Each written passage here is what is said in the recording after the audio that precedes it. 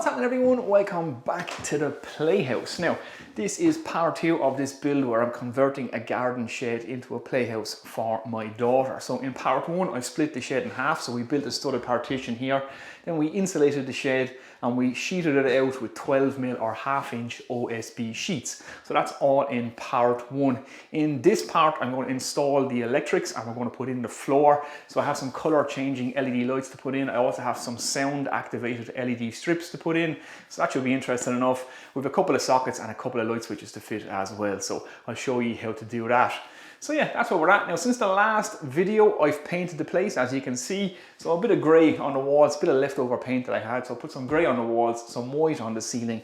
I've also put some sheeting on the door and a little bit of insulation to the door as well, just to help keep some heat in here and keep the heat out in the summertime kind of thing. So I'm going to show you some electrical stuff in this video, and like I always say at the start of all my videos where I do electrical work, if you're not competent to carry electrical work, do not attempt to do it.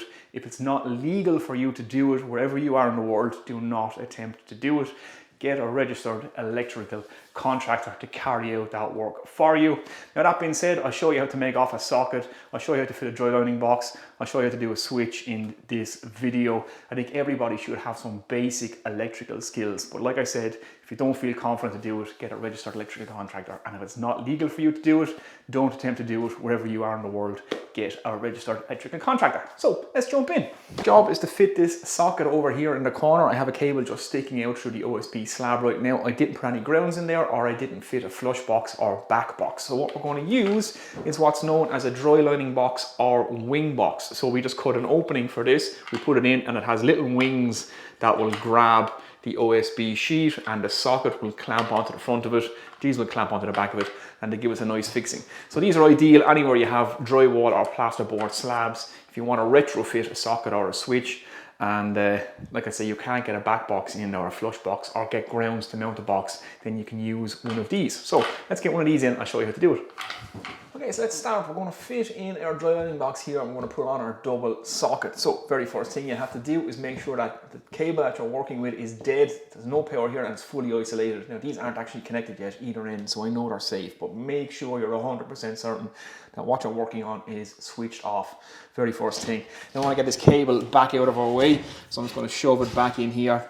I'm just going to leave it barely inside the hole. Now, be careful when you're doing this that the cable doesn't fall down inside the wall, depending on the situation you're in. I can actually get behind this wall and shove it back through, so it's not really a big deal for me, but it can happen where the cable is coming up the way and you push it back in and it falls down. Then it can be a little bit of a nightmare to get it back out, even though we are cutting a hole in this wall. So next thing we're going to do is get our socket on the wall. Now, I already know that that hole coming out is the right height, so I can just center my socket over that. Just get it nice and level there. There we are. It's perfect. Hold it in place. And we just want to mark around our box. All the way around it, just like that. And that's what we need to cut out. So if this was drywall or plasterboard, you could use a drywall or a slab saw, they're known as, but I'm going to use a multi-tool. As the saying goes, why bark when you have a dog? Now, these are absolutely fantastic tools for cutting out, doing jobs like this, but they're bloody noisy, so wear ear protection when you're using these. Okay, let's get it cut out. Just before I begin to cut this out, one thing I should have pointed out is to make sure that there's no stud work behind this when you mark out your box. So I know my stud is here and here, so I'm in between my timbers. So you don't want to cut this out and then find that you have a stud behind it. It won't work then. You have to go notch the stud, and you really don't want to do that. So always make sure that, again, there's no timber behind where you're cutting out this hole, and you'll be good to go. Okay, let's get it cut out.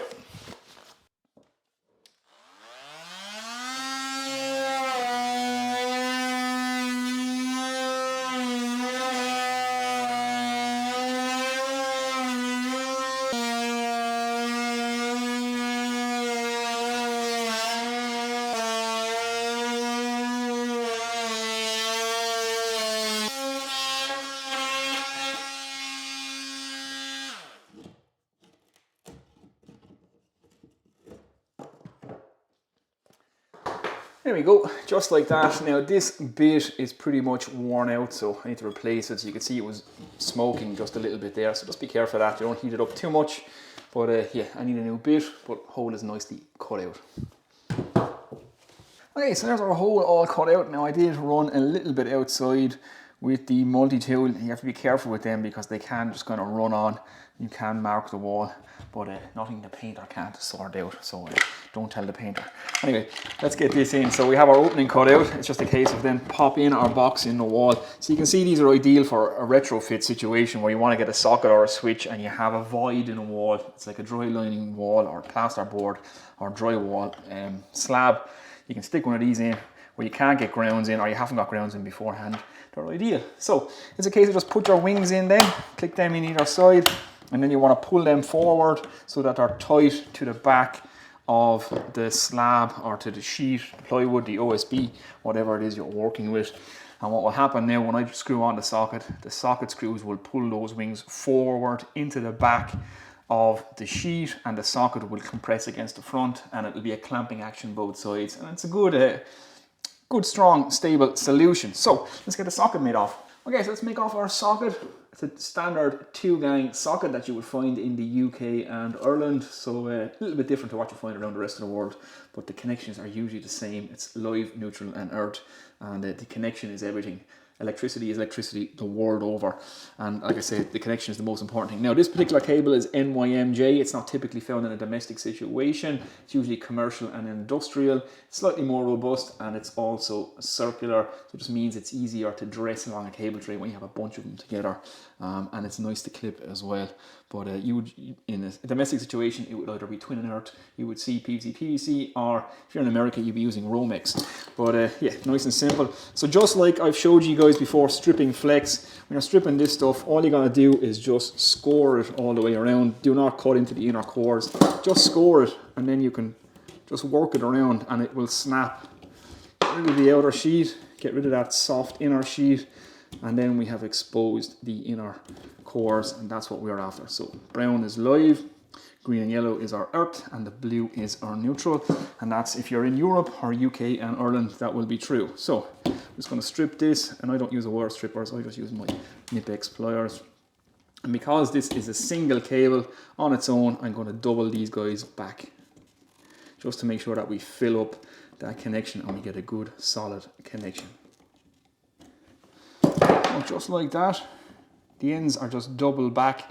Again, when you're stripping copper, it is unbelievably important to make sure that you do not score the copper in here. So when you're taking off that inner insulation, do not score the copper, because if you bend that, then the copper will snap. You've just created a weak point, a point of resistance, and a point of potential heat build-up. So always check that you never ever score the copper core. That's very, very important. But when you're done, it should look like that.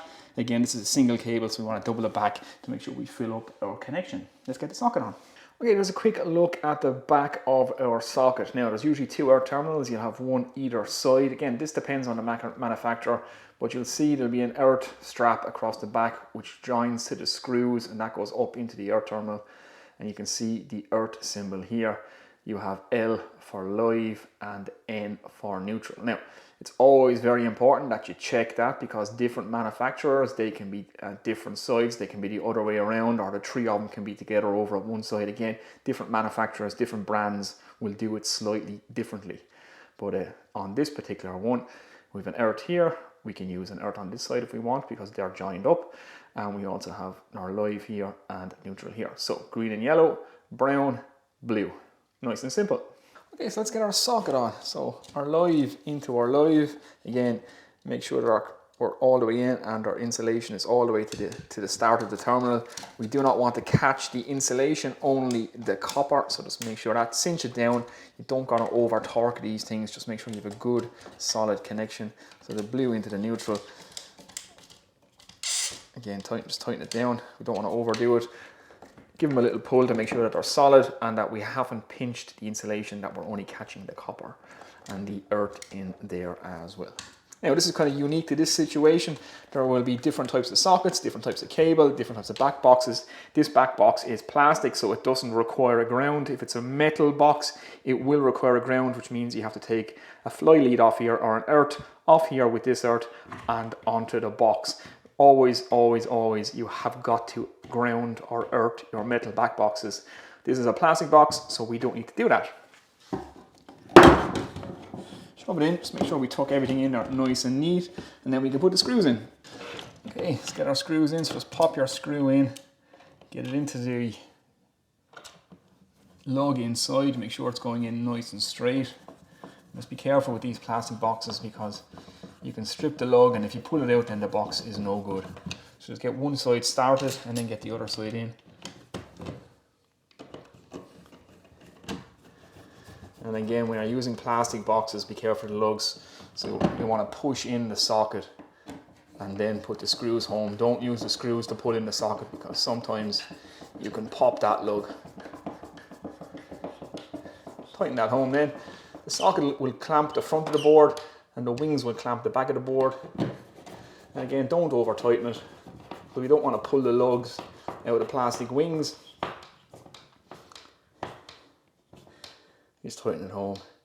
And if you're a really good electrician, or you want to see a really good electrician, you will always leave the screw slots lined straight up vertical. Just a nice little touch, keeping your two screws in the same orientation if you really want to be pernickety about it, I suppose.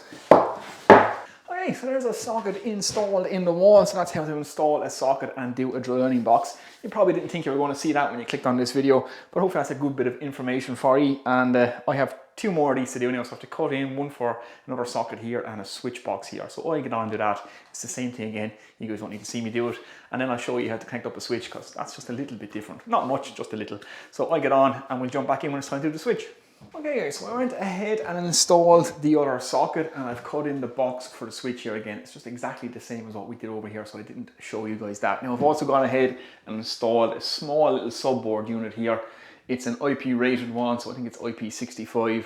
I can't show you that because it's actually not legal for anybody other than a registered electrical contractor to work on subboards in Ireland. So I'm not going to show you how to do that, but I've just fitted with two 10 amp RCBOs, so one for the lights and one for the sockets. RCBO is a residual current device with overload, so you guys would call them GFIs in the United States, similar to our RCDs. Actually, let me know in the comments, my American electrician friends, does your GFI units also break on overload, or do you guys have a GFI combination unit and does it have a different name? Let me know in the comments below, but it'll be similar to that anyway. So we call them residual current devices, you guys call them ground fault interrupters, but these ones have overload protection as well. So the 10 amp for the sockets, that's all that's going to be needed out here, and a 10 amp for the lights. And the regulations have recently changed in Ireland, so from February this year 2021, everything now must be on an RCD or RCBO lights and sockets. So let's get on now and do the switch. I'll show you how to do that. Okay, so I'll quickly show you how to make off a switch. And again, this is kind of unique to this situation. There's loads of different ways you would see a switch. Some guys might run single cables to them. They might run the lives to the lights first and then just drop the feed to the switch and then the switch wire back up to the light, or bring the feed to the switches first, loop out wire switches and then just run a switch wire up to the light.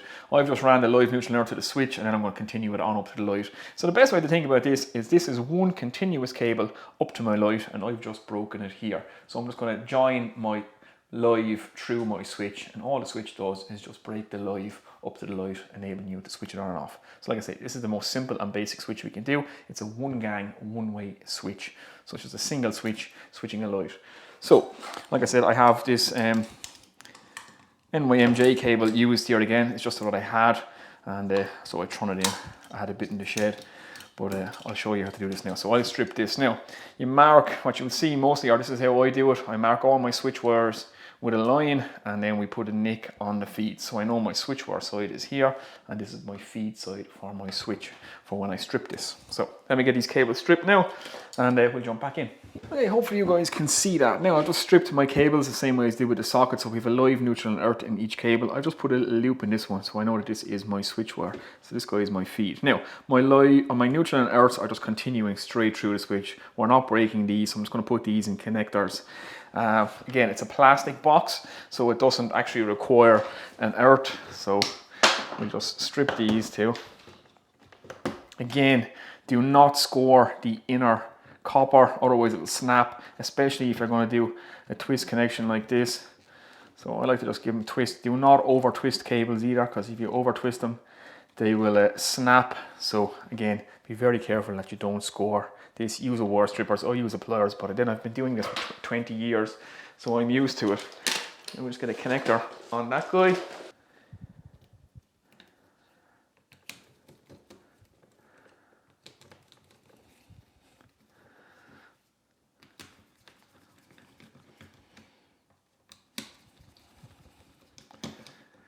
So that's our earths joined. Like I say, they're just passing straight through, so we're not actually breaking them. Same with the neutral. We'll do the same again. Again, just give these a twist together. Make sure we get a good solid connection the whole way through. Again, don't over twist them and don't score the copper. Very important. Let's cut off that bad end. Slip on our connector.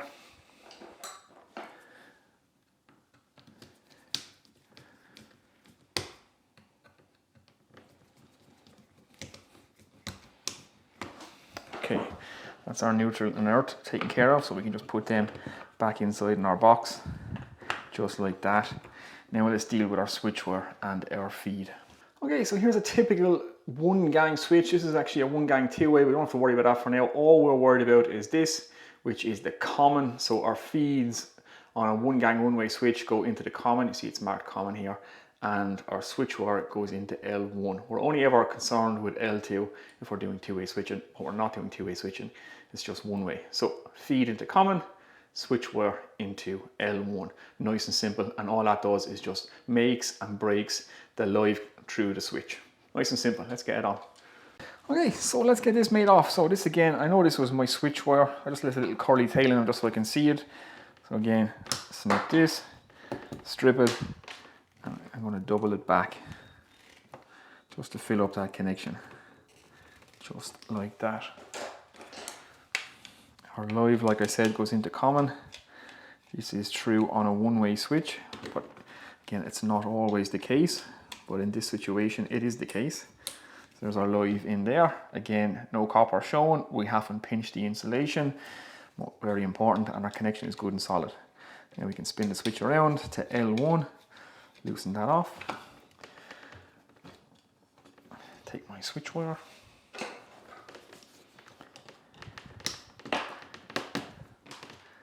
Strip it. Double it back. Let's make sure I get a good solid connection. Just like that. Get that in. Tighten it home. And that's a switch. That's a simple one gang switch, one gang, one way switch. Well, literally all you've done is just broken the live. So think of it as one continuous cable all the way up to the light. We just literally broke the feed through the switch. So when you switch the switch, all it does is join and break that cable. Nice and simple. That's how a switch works. Again, just tighten them home, and we want to keep the two screws in the same orientation. So we're going to keep the two slots pointing vertically. Again, just a little finishing touch, making sure that our switch is nice and level and our screws are in the correct orientation. So now you can go around your house and check all your screws and your switches and sockets and see if you had a good electrician or not. Okay guys, I'm sticking up the light fittings now. They're just very basic circular bulkhead fittings, nice and cheap. They're actually an outdoor fitting, but I'm going to fit them with a colour changing LED bulb, which I'll show you in a minute. These are really basic to connect up. It's just literally a live and a neutral. That's it, and they're marked live and neutral. There's no earth required because it's completely plastic fitting, and it's a nice idea in a little playroom like this because they're nice and cheap, and the bulb is completely enclosed. So when I put the cover on this, if the kids are jumping around in here and throwing stuff around, they can't actually smash the bulbs. So they're completely enclosed and protected.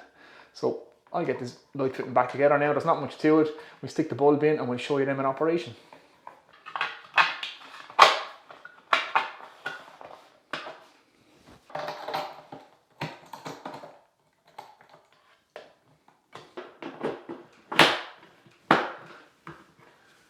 Okay guys, the power is on, so we'll switch on these little lights. You can see that they're colour changing now. It'll be hard to see this in the daylight, but they're pretty bright, and they come with a remote control, so you can control them. You can have them strobe, or you can have them one solid colour, change into whatever colour you want. Everything from white to blue to orange to yellow, purple, and like I say, you have fade, strobe, and flash as well. So it's good fun for the kids, and yeah. And again, these are super cheap, just outside lights. Again, it's nice because the bulb is completely enclosed. So if they throw stuff around in here, if anything hits off these, then the bulb is completely protected. You don't have to worry about anything getting smashed and falling down on top of their heads. Nice and cheap, easy to replace, and cost effective. So there you go, that's the LED lights in place now, so they can see they can have a little party in here. Now let's look at the sound changing LED strip. Well, if you're interested in what particular bulb I've used, it's by a company called Clever Kit is the name of it. That's the packet it comes in. There's the little remote control, so all the colours and stuff on it. And I got this in a shop called Home Store and More, so it's one of those big chain stores that do all household goods. And it's across the UK and Ireland, I think. So yeah, that's where I got this. So yeah, that's what it is. Okay, so the next thing we want to install then is this sound activated LED strip. And again, it's from the same company, Clever Kit. I got it in the same place, Home Store and More. If you guys are interested where I got it, but just Google sound activated LED strip and you guys will get this anywhere in the world from loads of different manufacturers. So let me show you how this works, and then we'll show you how we're going to install it. Okay, so very briefly, here's our roll of LED strip. It's a 3-meter strip. It has 3M tape on the back of it, so we can stick it to whatever we want. It's powered by USB, so you literally need a USB socket or just a little USB adapter for your socket, and plug it in, and it's, like I said, it's sound activated.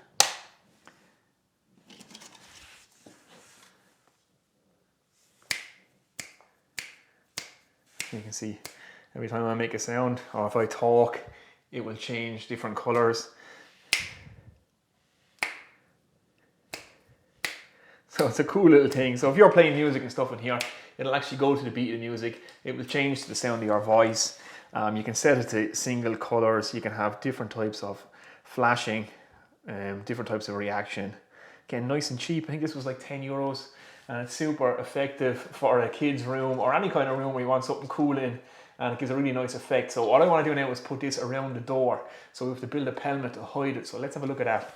Okay guys, so LED strip always looks most effective when you hide it behind something. So when you get the glow of it, but you don't actually see the LED. So behind a pelmet or architrave or something like that is ideal. Now, I want to kill 2 birds with the one stone here. So that's what we're going to do. So this is the door into the shed, and you can see that it's not square. Nothing about this building is square. It's a kind of tilted over, but we have a nice gap here. So we can even up all this. So I'm going to put some moisture resistant MDF strip just to act as a spacer. I'm going to put that all around the door. Then I'm going to cut some birch ply for a little bit of architrave that's going to stand off that. We'll attach the LED strip to the moisture resistant MDF, and then we'll overlap that with the birch ply, which will then hide the LED strip, and it'll give a nice effect around the door, and it'll also even up our gap for us. So kind of killing 2 birds with the one stone. So let's get on and do that. Okay, so I have some offcuts of 12mm or 1/2 inch MDF, and this is going to be used as a spacer or a packer for our final piece of architrave. And we will fix our LED strip to the edge of this, and then we put our architrave over the top of it so it won't be seen. Like I say, these are just offcuts, not even the same thickness. I'm using up what I have in my scrap bin. So we're just going to get these nice and level beside the door. It'll just clean up the edge of the door for us, and we don't have to be too particular about this. Because we'll be putting another piece on top of it anyway. Just make sure they're level. So I'm just going to get a brad nail into this, and then we can level it up.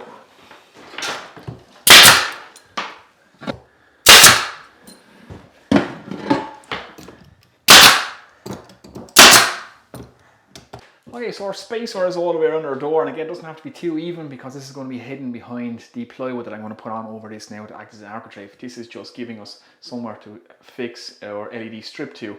So our LED strip will go onto the edge of this now, and we'll overlay this with the plywood, like I said. Now, it's only 3 meters long, so it's not long enough to do this entire door, so we're going to have to fudge it a little bit here. So we're going to start from halfway up the door on this side. That'll take us to halfway roughly to the door on this side, and then we're long enough to get back to our socket. So it's a case of just stick this stuff on as we go. and it should be simple enough.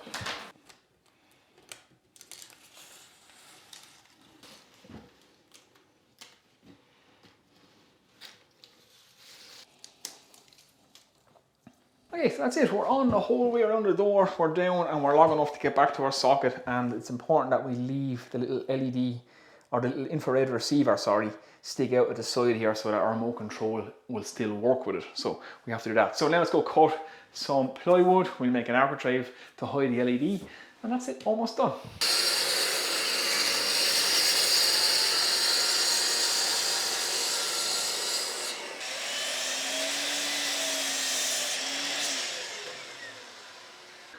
Okay guys, there we go. Just a couple of miter cuts, again, a couple of brad nails, put it onto our spacers, and now we have a nice gap behind our pelmet that our LED sits in, so you don't see the LED. And then we can just hit this thing on, and you can see it around the door. Hopefully that's coming out on camera. Now it's unfortunate that it doesn't go the whole way around the door. A longer strip would be better, but they only had 3 meter available. I'll see if I can get a longer one. We might use this one somewhere else, but just give you guys an idea. If I can get one that's long enough to do the entire door, I will. But for now, I think that's pretty cool. And like I said, that'll jump away to the music now, or to the sound of the kids when they're playing in here. Okay, so now that we have all the lights installed in here, we have the lights on the ceiling changing colour, we have the lights on the door changing colour. She should get a good laugh out of this. Now I've turned my attention to the floor. So I'm going to sweep out this floor, get it all clean and get it ready, and then I'll show you what I'm putting on the floor. Let's do it. Okay guys, so we're on to the floor, and I'm going to do what I did in my last workshop, and I'm going to use some of these foam mats. Now I've got some coloured ones because it's a kids playroom, but I've used the black ones before. Like I said, I had a workshop that was similar to this in size. I put this all over the floor and it was fantastic. It gives a small bit of insulation, although that's not its intended purpose, but it does provide a small bit of insulation. It also cushions the floor, makes it nice to walk on. I've put some of this in my van, which has worked out great, has a bit of soundproofing and stops stuff sliding everywhere. And I also have it in my existing workshop right around my workbench because it's nice to stand on rather than standing on a hard concrete floor all day. So I've got enough to cover the entire floor of this shed, and that's exactly what I want to do. A bit of spray adhesive and we'll stick this stuff down. There's not much to it, so let's get on and do it. Okay guys, so I'm just laying them out. Now I was going to keep the center tile center of the room, but if I do that I lose half a tile either side. So I'm actually going to start from this corner and work my way out, and then I only lose a small bit of a tile against this wall, which is easy to cut. So we're not cutting half a tile or just over half a tile each side and wasting a lot of material. So I think if we start from there, we'll get the most out of our squares, and we should cover this entire floor with only a small bit of waste. So that's the plan. So we're going to start in that corner, just a bit of spray adhesive, and start sticking this stuff down. Okay, so the nozzle on my spray can is broken, so I have to bring that back. So I'm just going to use some other contact adhesive. This is Sticks Like SH1T is what it's called, but it sticks anything to anything, and we don't need much of it. It's just a small bit here and there to keep the tiles down. Once they're interlocking, they'll hold themselves down anyway. So let's get a bit of this just on the floor.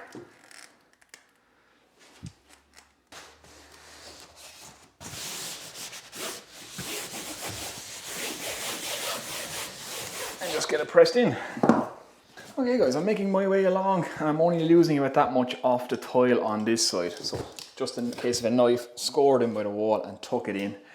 It's not 100% perfect, but it's close enough, and this stuff is pretty forgiving. So just a quick run of the knife, tuck it in, and it's happy days. So it's matching in nicely there. And like I say, nothing is square, so I'm having to take more and more off as I get towards this corner. So now I'm going to start from the opposite corner back here behind me, and we'll work our way over to here because we have to cut both sides of the tile. So let's do that. Okay, so like I said, I'm just tucking it in. I'm scoring it just above the fold so that it tucks right into the corner. I'm just eyeballing it. Like I said, it doesn't have to be perfect. It's just a shed after all. But a quick score across with the knife.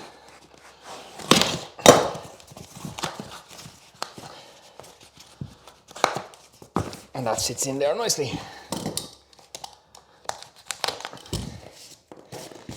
Just like that. Okay guys, there we go. That is it for part 2 of this garden shed conversion. So hopefully you've enjoyed it and hopefully you've got something out of it. I've tried to make it as informative as it could be considering what it is that I'm making here.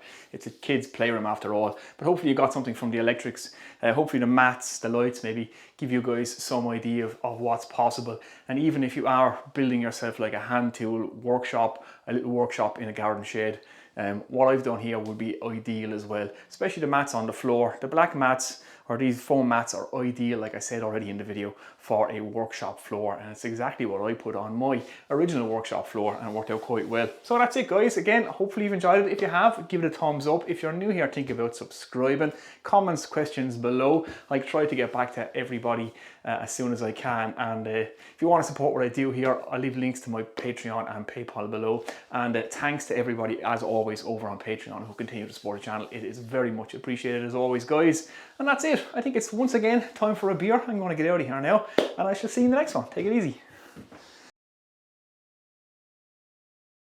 I'd nearly move in here myself.